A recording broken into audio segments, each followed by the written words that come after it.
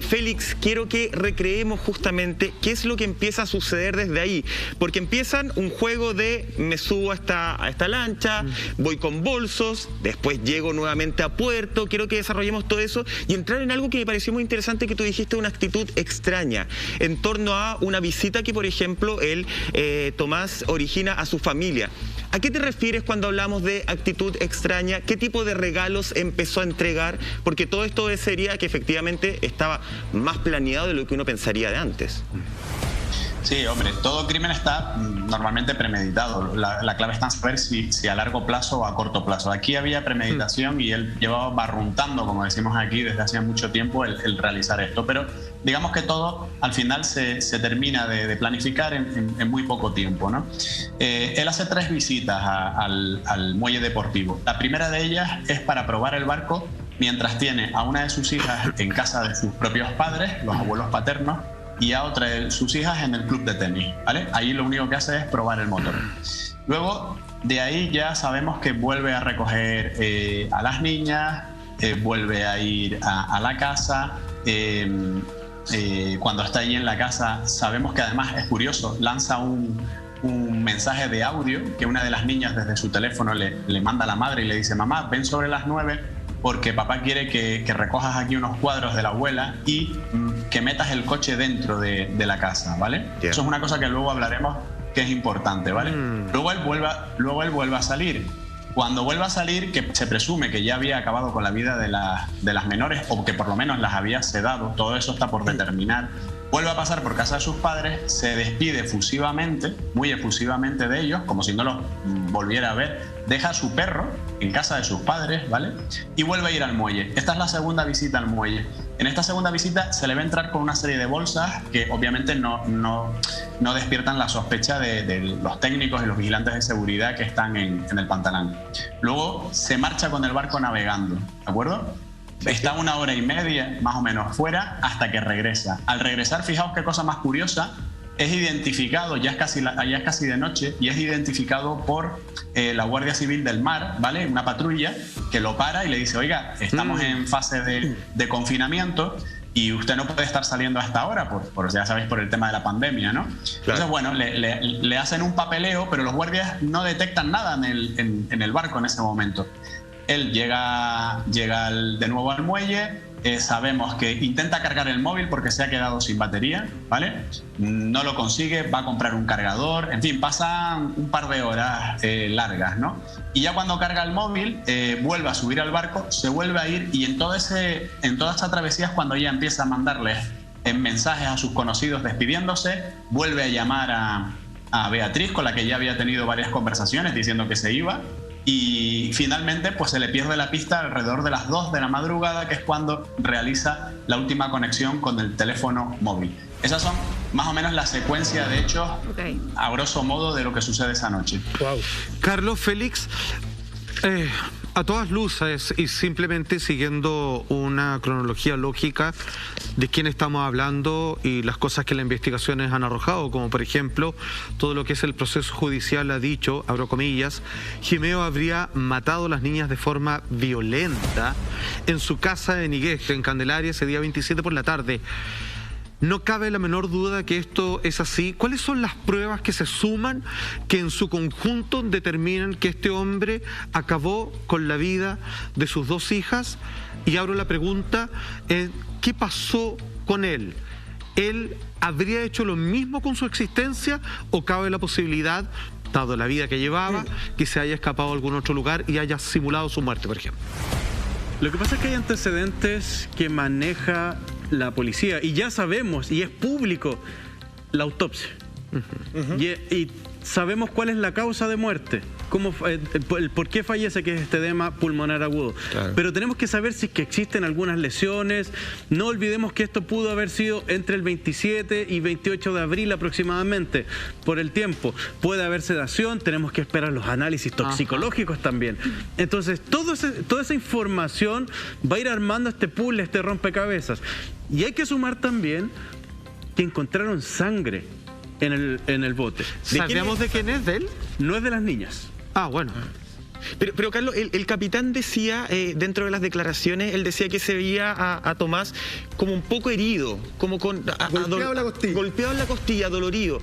¿Eso nos podría dar señal de que tal vez las niñas, bueno, por lo menos Olivia, de 6 años, que es el cuerpo de Santiago, en España se habla de que las dos estarían justamente fallecidas, asesinadas por su padre? ¿Se podría hablar de que a lo mejor está dolorido, golpeado en las costillas, porque Olivia se trató de defender, por ejemplo? Es que ahí va a depender... En ese momento, perdona chicos, en ese momento no, porque las niñas todavía estaban, una en el club de tenis y otra en casa de los abuelos. O sea, Perfecto. fue con posterioridad cuando acabó con ellas. O sea, cuando el capitán del barco ve eso, él todavía no había acabado con la vida de las niñas, porque las niñas estaban en otros lugares. Félix. No se sabe por qué, no se tiene muy claro cuál es esa razón, la verdad. Ya. Félix, sí, te quería hacer una pregunta sobre eso mismo, porque una de las informaciones que se va a conocer es que Tomás habría tenido un accidente en moto, si no me equivoco, y por eso habría tenido estas lesiones y también algunos calmantes en su casa, que después la policía, cuando va a hacer el registro, encuentra efectivamente estos calmantes y lo atribuyen al accidente que él habría tenido antes. Por eso no hacen el vínculo directo con la sedación o posible sedación con sus hijas.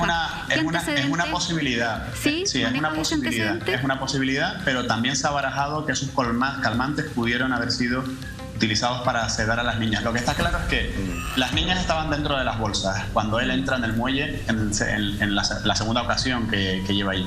O sea, las niñas no se mueven dentro de las bolsas. Eso quiere decir que o bien o ya estaban fallecidas o por lo menos estaban sedadas, ¿no? Por lo tanto, como bien dice mi hermano forense Carlos, hasta que no lleguen los informes de toxicología y de histopatología, no tendremos el informe definitivo de autopsia. Por ahora solo tenemos Pero yo soy porfiado, aproximaciones. Salfate. Félix, perdón, yo soy muy porfiado. Se habla en España y todos los medios hablan de las niñas, ¿cierto? Sí. ¿Cuáles, no sé si Félix o Carlos me pueden ayudar acá, cuáles son las pruebas para determinar de que la pequeña Ana de 1 año también estaba en ese otro bolso, también estaba en la bolsa vacía bajo el mar? No existe ninguna posibilidad de que a lo mejor él, con esta teatralidad que hablaba su ex señora, quiera dar pistas de que su hija también está muerta, pero en realidad no esté muerta. ¿Carlos? Sí, lo que pasa es que como se encuentra a Ana, es las mismas condiciones en que se encuentra otra bolsa. O sea, a Olivia se encontró. Olivia, de perdón. 6. Entonces, esa es la presunción que hay. Si se encuentra Olivia en estas condiciones, dentro de estas bolsas y al lado de ella, amarrada a la misma ancla del mismo bote, se encuentra una bolsa, pero lamentablemente estaba abierta. Entonces, ¿qué es lo que pasa? Este análisis de esa bolsa nos va a entregar seguramente ADN u otros elementos, algún pelo, alguna fibra, que nos pueda decir que sí, Ana estuvo, Ana, la menor, que sí estuvo dentro de esa bolsa. También, si ustedes ven en las imágenes, la Guardia Civil Española toma el bote con unas grúas y se lo lleva completo al laboratorio. Sí. Entonces, igual que en Chile, ¿no? Ese análisis también puede establecer que haya ADN de las dos menores y del papá dentro del bote para ubicarlos en la escena del crimen. Y de hecho me acuerdo mucho un caso ¿se acuerdan el caso de Chris Watts? Que ocurrió en Estados Unidos, que también el esposo mató a su esposa, que estaba embarazada, y a sus 2 hijas. Comenzó la búsqueda frenética y después se descubrió que las lanza al pozo petrolero donde él la encontró. Entonces, esos antecedentes son importantes porque coincidiría el patrón o la forma de cometer el crimen, porque en el caso de Chris Watts también hay videos. Y en este caso de Tomás también existen videos. Con 2 bolsas que vuelan. Pero sabes que Michael mencionaba algo que no es menor, que en el barco de este hombre faltaban estos cinturones con pesas para tanto los 8 kilos. hombres rano buzo logren mantenerse bajo la superficie del océano, ¿no es cierto?, sin mayor problema. Siendo así, sería más fácil encontrar el cuerpo de él. Es que ¿sabes qué es lo que me pasa, Félix? Que estamos hablando de una persona que es tremendamente egoísta y que vemos cuando una persona se quita la vida junto con los hijos para dañar a la pareja, es porque esa pareja es lo más grande que tienen. Pero él tiene una cantidad de posesiones que su vida, que está regalada, me da la impresión que él le gustaría conservar su existencia y sí hacerle daño con su hija. Me parece que, si bien todo indica que él también se quitó la vida, yo por lo menos pondría 3 puntos suspensivos ahí. Hombre, es una posibilidad que también se contempla, como poco probable, pero se contempla también la posibilidad de que siga con vida. Lo que sí es cierto es que, como bien habéis comentado, no se ha encontrado el cinturón de plomos, que lo llamamos aquí, ¿no? Que es ese cinturón de lastrado que utilizan los buceadores para mantener la flotabilidad, ¿no? A determinada profundidad. No se ha encontrado. Y sí se sabe que la repetición del teléfono móvil, o sea, el área de cobertura de antena, le da señal hasta las 2 de la madrugada prácticamente. Hay que tener en cuenta que además el barco se encuentra a la deriva 15 horas después, es decir, ya por la tarde del día siguiente. Con lo cual, el problema que tienen aquí los compañeros de la Guardia Civil es que no se sabe si tras el WhatsApp de las 2 de la madrugada, por así decirlo, si pudo haber cogido y haber apagado el móvil, haberlo lanzado al mar y seguir navegando. Por eso, como ya os comenté, el caso de las niñas sí ha sido más fácil encontrar el ancla y una de las menores porque el intervalo de salida fue de 1 hora y media, ¿no? En esa segunda visita al Pantalán. Pero ya la última visita, que es ya por la noche, pasan muchas horas y es mayor la distancia, con lo cual establecer el perímetro de búsqueda es prácticamente imposible. Claro. ¿Y eso significaría que podría no encontrarse el supuesto cuerpo de la otra niña? Sí.